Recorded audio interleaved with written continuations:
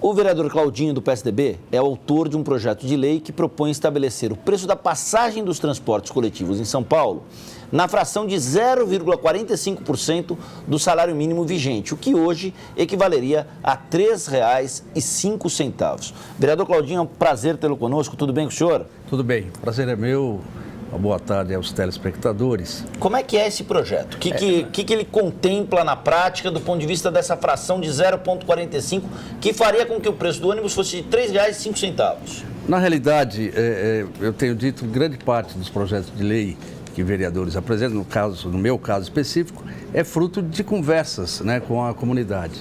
No dia anterior à decisão do prefeito de tirar os 20 centavos, ou 3 dias antes, eu não lembro, eu estava conversando até com uma pessoa relacionada aí com o meio político, a Renata Abreu, que é militante política, e falando sobre o impasse e a dificuldade que o prefeito teria, ele tão jovem, no primeiro ano de mandato, ele ter que voltar atrás numa decisão de R$ 3,20 para R$ 3,00. Quer dizer, a partir do momento que ele voltasse atrás, ou ele errou quando subiu, ou ele está errando quando voltou. Em algum momento houve um erro.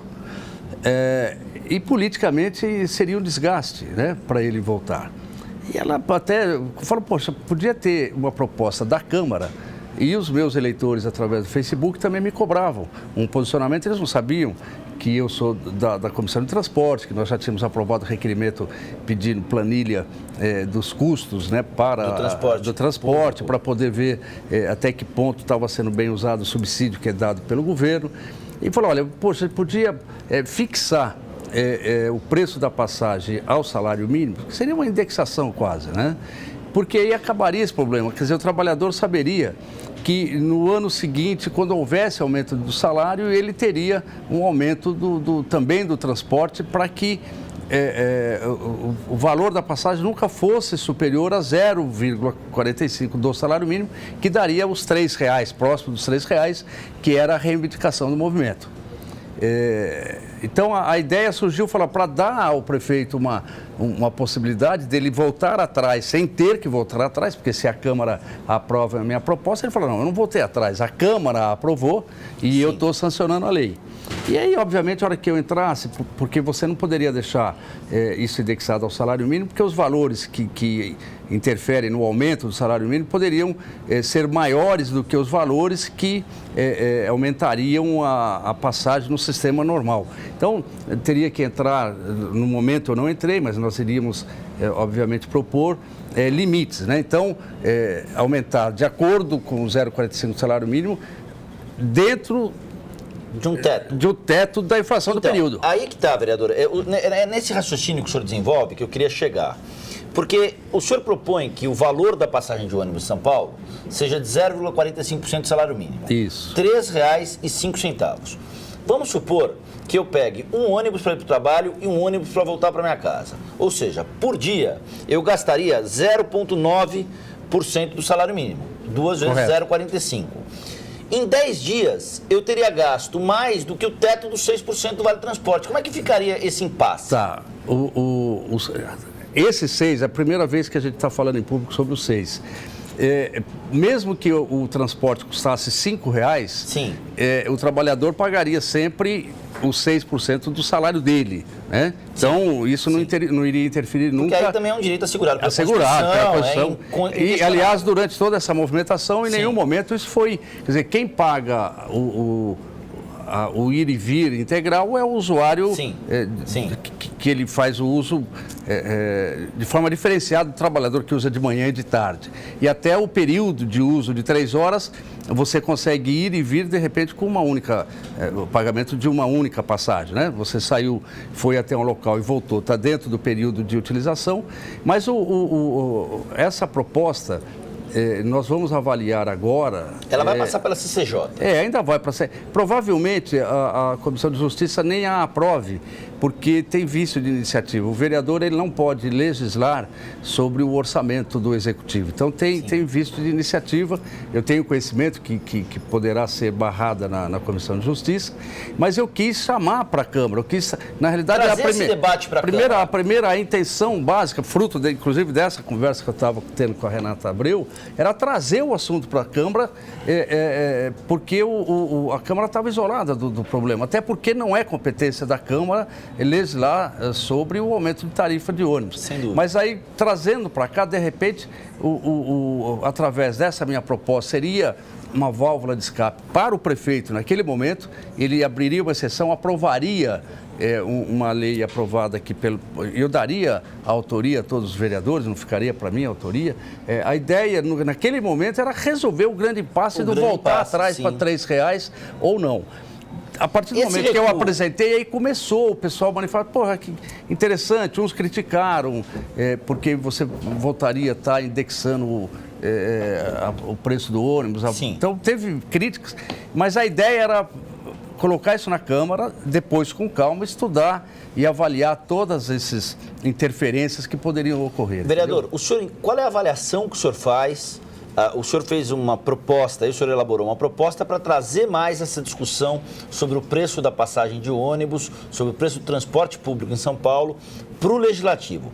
Qual é a avaliação que o senhor faz desse recuo do prefeito Fernando Haddad, do governador Geraldo Alckmin, no sentido de fazer com que as tarifas do ônibus, do metrô e dos trens urbanos recuassem essas tarifas de R$ 3,20 para R$3? Qual é a avaliação desse cenário? Eu fiz um comentário, uma observação bem no início, eu acho que tem um erro, ou quando subiu, ou quando voltou.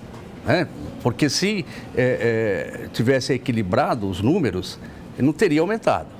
Se aumentou, teria que manter. Por que eu aumentei? Sim. Porque o governo municipal ou estadual, ele não consegue mais subsidiar, então o trabalhador vai ter que arcar com esses 20 centavos a mais. Agora, se recuou, então eu acho que em São Paulo, o subsídio do transporte coletivo de ônibus em São Paulo terá chegado a 1,425 bilhões, de acordo... Para o ano que vem. Para o ano que vem. Não, é um número, eu não sei como que o governo vai... dizem, por exemplo, tem pessoas que defendem o pedágio urbano. Acho que aí com o pedágio urbano você conseguiria aumentar a arrecadação para subsidiar quem usasse o transporte coletivo. Alguém tem que pagar a conta. Eu não sei de onde esse dinheiro vai sair, porque é um subsídio alto. A CPI, por exemplo, quando nós pedimos o senhor é contrário ao pedágio urbano, vereador? Eu não tenho uma opinião formada, mas eu acho que o pedágio, ele paga quem usa, Eu li, acho que esses dias, não sei se foi na Folha, uma frase extremamente interessante, eu não sei quem é o autor, que diz que um país em desenvolvimento não é aquele que permite que o pobre compre carro, é aquele que tem um transporte público que o rico use. Então, o rico deixa o carro, porque se você tiver um bom transporte... Então, eu acho que a solução do problema de transporte na cidade de São Paulo é você ter eficiência e cobrar. Eu sugeri, por exemplo, através... Foi de um programa de televisão, tive conversando com o secretário, por sugestão também de munícipes, que voltasse aqueles ônibus... que eram os executivos da época, Era um ônibus diferenciado, com ar-condicionado, que só andava pessoas assentadas, não tinha ninguém em pé, e você cobrava um valor maior do que a tarifa convencional. E aí isso facilitava... Algo similar, para o telespectador da TV Câmara que é mais novo, algo similar àquela travessia que é possível fazer entre os aeroportos de Congonhas e Cumbica. Isso. Você vai num ônibus confortável, num ônibus em que você está sentado, em que a poltrona é confortável, tudo mais, e isso gera um benefício. É isso. Então... A gente teve isso, vereador, se eu não me engano, na época do prefeito Jânio Quadros e do prefeito Mário Covas. Era o executivo, chamava o ônibus executivo, esse ônibus diferenciado. Então, o pedágio urbano, ele tem o objetivo é a arrecadação, e penalizar, estimular o não uso do carro dentro da cidade. Agora, para você implantar isso, você teria que ter o transporte com maior qualidade, com mais eficiência, para justificar você não andar de carro. Claro que não dá, vereador, para comparar coisas diferentes, mas ontem à noite, a TV Bandeirantes leva ao ar, às segundas-feiras à noite, um programa chamado O Mundo Segundo os Brasileiros. E ontem à noite eles falaram de Estocolmo, na Suécia. Cidade pensada para ciclovia, uma cidade com pedágio urbano altíssimo no centro de Estocolmo, né? E com uma malha de transporte público que fica praticamente inviável você ter carro. Nós caminhamos para isso, nós podemos caminhar nesse sentido? Seria o ideal, né? Mas há um incentivo, desde a época do Jânio Quadros, ao uso de qualquer tipo de locomoção com pneus. Sim. E eu sou extremamente favorável a outros métodos, né? A outros moldes. O trilho, por exemplo. Eu, como viajei o Brasil inteiro por conta da minha atividade antes de ser vereador, que eu trabalhava com telecomunicações, então eu trabalhei na Telebrás, trabalhei na Telesp, ou empresas ligadas ao setor, e eu viajei muito. E eu era de rede, então eu tinha que ir em cidades do interior, do Nordeste, do Norte, do estado de São Paulo, e eu via com muita tristeza aqueles trilhos abandonados, as estações abandonadas. Quer dizer, hoje, para você recuperar a malha ferroviária brasileira, é muito caro para fazer isso. Mas sempre houve um incentivo, talvez por interesses de potências que têm o domínio dos pneus, ao Brasil, né, ou aos países em desenvolvimento a terem automóveis. Então, até porque durante muito tempo também tem um outro lado essa questão, né, vereador? O automóvel acabou sendo um símbolo de uma conquista de uma classe média emergente. Tem pessoas que dizem, né, consegui comprar o meu carro. Né, e é uma vitória que tem que ser reconhecida. Hoje você olha a frota paulistana, pelo menos, mesmo na periferia, que é onde eu moro, a qualidade dos carros é extremamente diferenciada de lugares que eu já tive até fora do país, né? Aqui próximo, Paraguai, Uruguai. Você vê uma frota nova, sim, conservada. Agora, traz o transtorno. 7 milhões de veículos. Traz, né, o transtorno de você começar a não andar mais. Quer dizer, não adianta você ter o carro e não conseguir usá-lo, né, por conta da... Sem dúvida. Vereador, bom, o senhor está aguardando então a tramitação desse projeto que fixa, como o senhor disse bem, que indexa o valor do transporte público ao salário mínimo no coeficiente de 0,45%. Até 0,45% como teto, né? O que equivaleria hoje a um valor de R$ 3,05. Vamos conversar à medida que esse projeto avançar, à medida que essa discussão chegar na CCJ, a Comissão de Constituição e Justiça, aqui da Câmara Municipal de São Paulo. Vamos voltar a conversar sobre isso. Então, veja bem, que fique bem claro ao telespectador que a minha ideia inicial era trazer, sim, o assunto para a Câmara, né? Sim. Então, está errado, indexar não pode, vai ser corrigido pelo salário mínimo, então vai ficar muito alto ao longo do tempo. Não, tudo isso seria fruto de discussão. Então, olha, vai aumentar de acordo com o salário mínimo, no máximo até o valor da inflação do período, né? Para que não houvesse Então, isso seria fruto de discussão, né? A ideia, como estava o impasse, a discussão, o prefeito dizendo que não voltaria, a população, o movimento crescendo. Então, a Câmara tinha que se posicionar e a ideia inicial foi trazer quem sabe, fruto dessa primeira iniciativa, não tenha tido outras, como a solicitação da CPI. Sim. Eu tenho certeza, por conta da convivência dentro da Câmara, que quando eu apresentei a minha proposta para os colegas, motivou o Ricardo, eu acho que porque ele viu com atenção e viu na solicitação da CPI uma alternativa que talvez melhor do que essa, entendeu? Para a gente finalizar, vereador, esse protesto, ele começou como mote dos 20 centavos, ele ganhou outras capitais, e aí esses protestos, eles estão se multifacetando. Contra a Copa do Mundo, contra o gasto com a Copa do Mundo, contra a corrupção, por mais saúde pública, por mais verba para a educação. Esses protestos, eles se tornaram multitemáticos. Cada grupo, embora a multidão esteja no protesto, cada grupo tem uma queixa. Olha, eu quero mais educação no país. Não quero pedágio. Né, agora, os caminhoneiros hoje, daqui a pouco a gente vai falar sobre isso, os caminhoneiros hoje pararam 8 estados, em especial Minas Gerais, onde os bloqueios foram mais severos, né? Causaram problemas aí em 8 estados. Eu queria que o senhor falasse um pouco sobre a dimensão desses protestos, sobre a leitura social que o senhor faz deles, tendo em vista essa questão multitemática, multifocal. Olha, um determinado momento isso iria ocorrer.